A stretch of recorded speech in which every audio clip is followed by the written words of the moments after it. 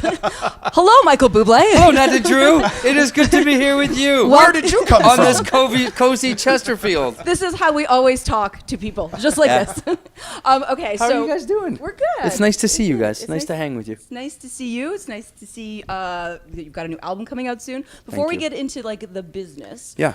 we have 3 glasses on the table for tiny little drinks. Oh, I thought you were going to play like a parlor game with me where I had to guess where the peanut was or something. No, but you know what? Okay, this is interesting. This is a good way to start an interview. For whatever reason, I did not realize. I think I always knew you were part Italian, and then you're from Burnaby. Yeah. I didn't know about your Croatian background, and that is also mine. And I am wondering, this is Šljivovica, and I am wondering, as a young It's man. what? Say that again? Šljivovica. Oh, that's such a I could write a song about that. I'm not sure you can. Really? Put your hand in my Šljivovica. Sorry. Did you, as a young man, ever drink Šljivovica? I did not ever drink. You never. You could just have to smell it. Šljivovica. You have to smell it. It is like the most vile thing that my people drink. I have no Croatian in my background. I don't think I've ever heard of this drink. The drink that I will not attempt to pronounce. I'm so glad there's cameras so that they can see you opening that in your crotch, because that in radio that couldn't happen. I'm very classy like that, so you can just smell. Yeah. You can. These are full. Smell her Šljivovica. Okay. All right. Okay. Is it like liquishy? Oh my God. No, it's That's a how it plum sounds. brandy. I can't believe You poured it all over my hand, by the way. I could lick you it. just smell. Do you know it, do you know the cheer to say it? Živali. Živali. Živali. Živali. Živali. Živali. And Jennifer Aniston too. Oh my Jesus. Oh, that's good. Oh, it's so good. Oh, we should have waited till later. Yeah. You can. It's more of it's. Some people do it as a shot. And some people use it as gasoline. Use Oh it my for God. whatever you wish. Wow. That's a I Šljivovica of a drink. Well, now you've learned something new, and that you'll So never do use. people? This is something that people would have like a dinner and have like a toast and boom, like a. Yeah, I think it's sort of like a bar drink as well, and it's sort of Okay. a desperado drink. Do people break plates after they drink this at all? No. Okay, that's no, different. that's Greek. different. My apologies. We want to talk about the album in just a sec. There is one other topic that we wanted to kind of tie up before we get into the album. Sure. And it's the retirement business. Uh-huh. The rumor that we know, fake news, the story that you were Oh retiring. God, I'd never say that. I wouldn't. That sounds so Donald Trump. But, It wasn't true, but we're curious to know, like, was that literally something that the Daily Mail just made up out of thin air, or was there a joke they just didn't get? Like, how did that? I think it how was. did that I start? think it was a few of those. I think it was. A. You know what? Honestly, I've tried to laugh it off, but I don't love it. You know, I thought it was really kind of low, to be honest with you. I think it was a 2-year-old story. It was, listen, 2 years ago, my son was diagnosed, and I put out a statement because I didn't want people to get into the business of it too much. And I think they took that statement and then sprinkled in some out-of-context quotes. And I think they just tried to sell whatever it is they sell, clickbait or whatever you want to call it. And to be frank with you, the media has been unbelievable with me. They've been so beautiful through the whole thing. They've been so compassionate and lovely. And so I would be lying to you if I didn't say that that was really disappointing for me to have to deal with that, especially, look at it. This is not a normal situation where, we're just talking about a guy, who cares about singers and music and actors, and it's all just fluff. And, who cares a damn if somebody retires or not. The fact that the situation I just don't think is funny, and I just think it was in really bad taste, bad form, and a great disappointment to me. So no, it wasn't true. It was completely what you expect from a tabloid, and so I don't know why I should have expected more, but I probably did. What do you do in that situation? Like, what do you have your management team do? Do you call up the editor? Do you just, how do you, besides, obviously it's very upsetting. It's upsetting for you, upsetting for the No, family. listen, you know what? It's not, listen, the thing is, it's not really upsetting because I think when you're mad or upset, I think that those people and those kind of things have power over you, and I surely don't want some yellow press to have any power over me. I just think that I knew I wasn't going to say much. I was going to wait till I talked to Nat and Drew. And then I felt like you guys would just get it out for me. It's weird. It's so weird because I wouldn't have even known because I truly don't know what's being said about me. I don't go and have a social media and that I look at, or I don't allow myself to sort of look at anything in print or reviews or anything. I don't watch anything I've done. And so the only reason I knew is because people in my life were writing me, and they were saying, God bless you, good luck with your retirement. And I was like, what are they talking about? And then when I finally saw the piece, I had just seen a heading, I knew right away. And I was like, what? Why would they do that? It was just like, and now it seems like because of the way they made it look, they've tricked a lot of people. Mm-hmm. A lot of people, I had a journalist ask me today, and they thought that it was, they still said, have you decided to come back out of retirement now? And of course I just went, oh my God. It's funny, I had a retort. Each person that wrote me on my phone, I had a 3-letter answer for them. And it was, consider the source. Mm-hmm. And most of those people in my life, I never said more than that. And I probably won't say more than that to them. Speaking of your phone, and just because so we can, I just want to talk about something later, just for you as well. Yeah, absolutely. But just, you said your phone, and it's just so interesting because you recently did a Carpool Karaoke. Oh, yeah. And within the Carpool Karaoke with James Corden, his dad is there, for those people that didn't see it. Malcolm is his dad's name. Yeah, Malcolm. Beautiful guy. And he asks for your phone number, and you start to give it. And I think a lot of people here were like, yeah, it's a 604. Oh, really? Totally. That was a very Vancouver reaction. That's hilarious. It's like, I knew he wouldn't be a 778. I just knew Michael would be a 604. You know what's really crazy about that whole thing? I have talked to James once, and he thanked me for doing the show, and I thanked him for having me. And I've talked to Malcolm about 15 times. I really like Malcolm. I've been writing him every once in a while. He's a beautiful man, a really very good man, nice guy. The Carpool Karaoke was fantastic, and we're always curious whenever we see them. Like, how long are you actually driving around in that car for? 3 hours, 3 hours. Oh, wow. It was fun. It was so much fun. Yeah, yeah, everything's been. I'm having fun. Everything is gravy. I'm having more fun now in my life than I've ever had. Well, the album is called Love. It's called Love, titled Love, but on the album cover, there's actually the heart emoji. Yeah. Are you an emoji guy? Do you text a lot with emojis? No, I'm not. I never use emojis. I know what few of them mean. I'm like, what did this face look so much like that face? Looks like that face. I'm like, I think I'm using the faces wrong. Yeah. So what made you decide to go with? Well, no. Firstly, I don't use emojis. I feel like I love language because you can take words and mix and match them, and out of context or in context have great humor, and with being clever and having these words, make sense to make someone laugh or feel something. So I feel like emojis are kind of borrowed humor in a way. Mm-hmm. Does that make any sense? But the heart wasn't my idea. The idea for me to call the record Love was because I felt like no one word could describe as much as that word could, and especially about the journey and that I wanted the record to take people on. I really did. I wanted it to be an exploration of this incredible emotion that all of us feel. It doesn't matter if we're young, old, gay, straight, black, white, rich, poor. We can all relate to being in it, out of it, looking for it. And I just thought that it would be a very cool through line to be able to have a real concept album. And the emoji came from a guy named Norman Wonderly who worked at the company, and he had just, the truth is, what we forget here, even I forget sometimes, is that, I'll go and now this record will come out and I'll go and tour and talk to journalists in 50 countries.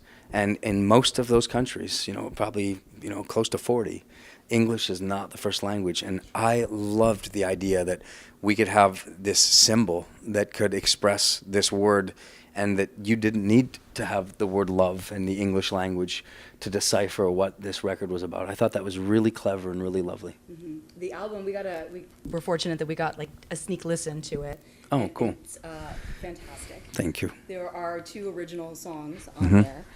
Love You Anymore is the first single, and that was written or co-written with Charlie Puth. Charlie Puth, Ruth Tooth Puth. Charlie Puth. How did that happen? I just love saying his name, Ruth Tooth Puth. I was on my way here. I was in West Van, driving over the Lionsgate Bridge, and I got a call from a really good friend of mine who helped me produce the last record. And he said, because we had talked about what kind of record this was going to be, he said, you know, I knew what we were doing, and I went into a writing session with Charlie Puth, and we wrote this song that we think would be right up your alley. And then he said to me, and I know you don't record other people's songs, I know you write your own songs, but we just thought we'd take a shot and pitch it to you. And by the time I had gotten through the parkway, the causeway, I knew it was, I can hear it actually right now downstairs. I knew it was a hit song. And so I showed up here, I came up these stairs, I walked into that door, David Foster and Joachim van der Sog were sitting there, and I said, I think I have a hit song. It was the first day that we were recording, actually, the very first day we had started. And I plugged in the phone, and I played the song once through, and David Foster looked at me and he said, well, that's a hit. Wow. And by the end of that day, we had recorded the demo, which became the master, and that was that. Does it normally, like, for people that don't know, like we don't know, like how long can you be working on a song literally for days, weeks, or whatever, and this one just came together so quickly, or? Well, you know, this is the first time I've ever done a song where I hadn't written it, so usually that's me writing a song, and the way that I usually craft a song, I'm not quick, you know.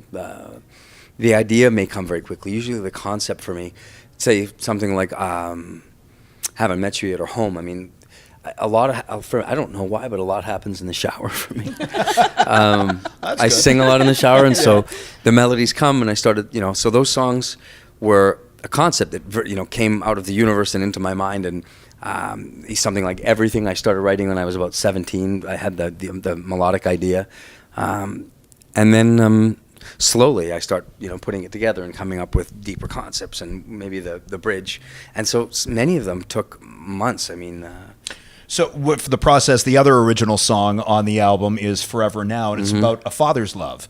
Was that a song that you wrote over a long period of time as well, or did that really kind of capture the moment of the last couple of years? That was obviously a little bit autobiographical. It's weird, you know, I really wanted that song to be open to interpretation. I wanted it to be, so I was very careful not to talk about a father. Or what's really interesting for me is I love that you said that, because it sort of completely is proof of the point that you have interpreted that song in your way, and it's the only way I could have. It's the only way, yeah. And that's such an amazing. That to me is the greatest thing about music, is the power of especially when you write a song that is open to that kind of interpretation. Because what you might find strange but interesting is that.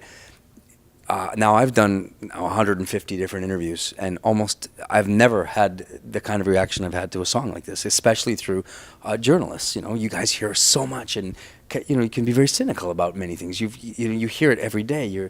And the reaction I've had is so interesting, because I've had everything from young journalists tell me that they heard the song and they feel like it's me singing about their mother, or a young mother thinking it's them with their daughter.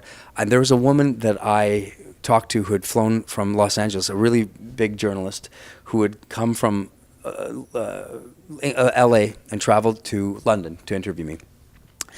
And her cat was not well, and this 18-year-old cat is her baby. And she felt like, in her interpretation of the song, this song was talking about her relationship, the way, you know, she's parented this animal that to her is everything, and it was very emotional for her, and it kind of opened my eyes up to understanding that from someone else's perspective, you can never judge the kind of emotion that can be brought out by a song. I cried when I heard it. You did? I did. I was like, what is this song? What did you feel for you? I'm not a parent. I have, but I felt it was very. What do much. you have? You were about to say something. Oh, I have 2 dogs. There we go. So that's. And a husband. I would say the dogs first. 2 dogs and a husband. Those are your babies, though. But yeah, I thought it was so beautiful, and I think music is so therapeutic for people. And as I was listening to the album, I was thinking about how people listen to your music. I think times when they need to be uplifted, and they need a mood boost as well. Yep. And I'm wondering who does that for you. Who do you want to listen to when you like somebody that is a go-to? That's great. It's funny. Yeah, there's so many times that listen. I've gone through my life where I've gone through heartbreak, and I've had songs that, listening to Phil Collins. What's it called? It's not called. Against All Odds. Against All Odds. Yeah. Oh my God! And I just remember being like so brokenhearted. Take a look at me now. Against All Odds. Against All Odds. It's the one line that isn't in the song. It is once. And then I think in the last me verse. is against the odds. The odds. Sorry. No. He does Anyway. not want that. We're changing the name. Anyway, the song for me that gets me in a happy place is, I think, you won't know it, I don't think. We'll try us. We'll fake it. There's a song called Reet Petite. We don't know it.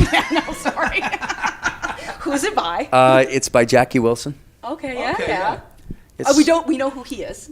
Yeah. That's a start. We'll search for it afterwards. We'll look it up. Ooh, it's really good. Yeah. One of my favorites is actually, and you did a cover of it, is La Vie en Rose. Oh, great song. Oh, and I loved your version. Thank you. I loved your version so much. When you decide that you want to do something, like when you want to cover another artist, and in some cases with standards, they've been done many times, do you try to go like completely different? Do you take bits and pieces from other people's interpretations? Sometimes you do. That's a beautiful question. I love talking about music like that.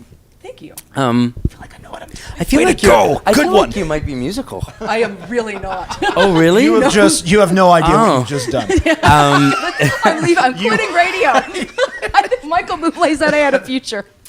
I can just, now you and me doing La Vie en Rose together. Yep. Do you want to do it together? No. Just a little bit. No. Hold me close and hold me fast. The magic spell you cast. Oh, you're looking at me when you sing. La Vie en Rose. I thought it was really beautiful. I only sing it in French. That's why I didn't know. Oh, sing it in French? No. Are you kidding me? A solo for Michael Bublé in French.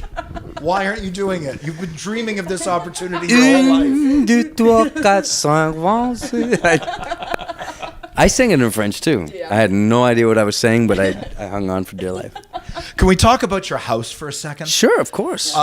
There was some controversy when you were building it. There was? But the neighbors, in the end, we understand, love it. You have very respectful low hedges. I didn't even know there was controversy. This is what we read. Do you really have an ice rink in the basement? Nope. Okay. That's what we heard. We heard you were building an ice rink. Not today, I don't. No, oh. Is it the plan? It melted yesterday. It's more of a shallow It pool. melted, so I have a really shallow, dirty-looking pool. Come on, kids, this is fun. I went to go down on it with my son, and we were devastated. We looked, and we were like, "Oh no, it melted!" Yeah. Well, So we have a really cool little kind of a wading pool. Yeah. Yeah. What's a normal day when you are not working? Like, what is a day for you? What does it look like? Like how personal do you want this to get? Like super personal, from like when you get up. Well, Every single first thing I do is I get up and I have a coffee. Then after coffee, because coffee makes you poop. Okay, well, we could maybe skip a few parts. And after a really good bidet. Anyway, no, I don't know. I do what you guys do. The same thing.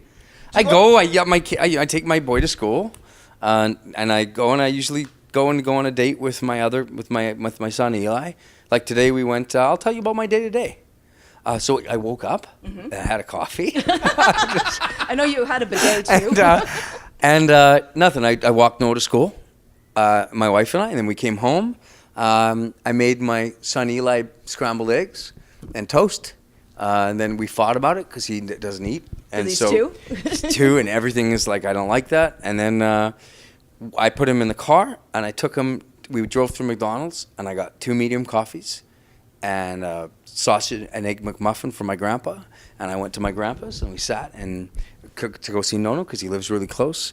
And Eli played, and me and Grandpa talked about hockey and the Canucks and the Stanley Cup coming to town. And You've had this conversation with a lot over the years. and then I came home.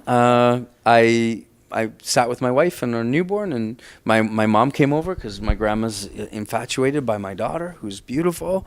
I took about a zillion pictures on my iPhone of my daughter and tried to get her really blue eyes in the photo, and I did. And then we made lunch. We had curried chicken and rice. And then I picked my son up from school, took him to play with his friends. I had a nap.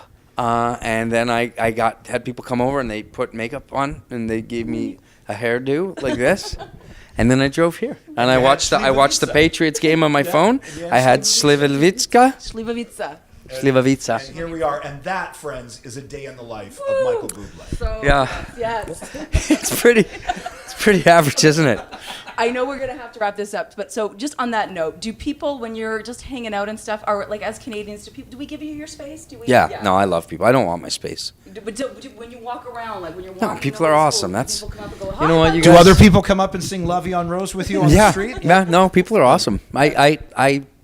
I'm really lucky. And you know what? Going through what I went through, I fell in love with people even more because I just think that I saw the goodness in them, and I think I saw the humanity out there, and I think it gave me faith in humanity again. I think when the whole thing was happening and I watched the world seem like it was falling apart, and my own world and the world around me, and just honestly, there was just, there's so much happening politically, socially. I mean, the whole world. I know I had friends in Europe that were going through the separate with the whole Brexit thing, and I had friends that were just up in arms against Donald Trump, and some that loved him, and just had all this craziness, and the Me Too movement was in full gear, and I felt like it was even sometimes separating women and men, and I just looked around and thought there was great chaos, and just people were so beautiful to us and my family, and I was hoping that I could get to a point where everything would be great, and thank God it is, and I would be able to come on public forums like this and just be able to tell people thank you and how much it meant to me. They'll never know. They'll never know what their prayers. You did feel that because it felt, just watching it from afar, it did feel like the country rallied around you. And and it was that's the crazy part. It wasn't just the country. It was the world. I mean, it was literally the whole world, and we just felt so lucky. We felt like there was so much grace, and we just had so much gratitude. And so it's funny, when that retirement thing came out, that part of the thing that was so disappointing was that, God, it was like, that's the last thing that I wanted to do. Like, I want to be with people, and I want to connect to people, and I want to do this till I'm an old man, or till it's not fun anymore. And if it's not fun anymore, then okay, I won't do it. But there's no possible way that I want to go anywhere. I want to go and travel and sing and make people laugh, and I want to laugh with them, and yeah, I just love my life. Well, we're so glad that you're back with a new album, because that means new music from you, which is great, but it also means that things are good with you and your family. Yeah, and I think that, knock on wood, and a little bit of Schlivenalpha. one more. Jubilee. Thank you. Cheers, Michael Bublé. Ooh, it tastes better every sip, doesn't it? It does that. The key is to really space out the sips by about 25 minutes. That's what gets you hammered. One little. I have a story. That's at another time. Thanks, Michael. Michael, Thanks, thank guys. you so much. Thank you. That was fun.